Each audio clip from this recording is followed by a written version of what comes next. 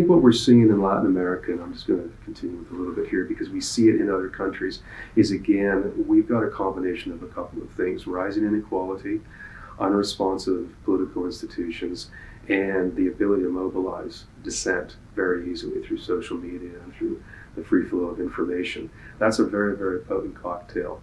And a lot of governments now, as we've seen in the Middle East and we've seen now to some extent in Latin America, fall on that basis. The problem with those types of developments, and maybe this is the biggest biggest downside surprise for next year, is the extent to which these kinds of social movements that do gain political force, that are able to dislodge governments or change policies significantly, are not coherent.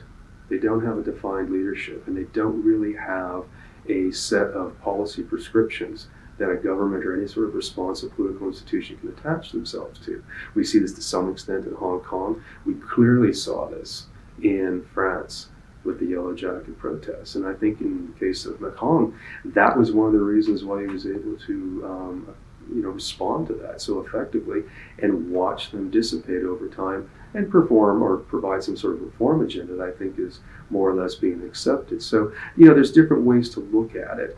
But you will see some upside or some surprises. You will see some countries that I think will not surprise you as much, but I think it's the underlying things that motivate or move political risk along that are going to be surprising.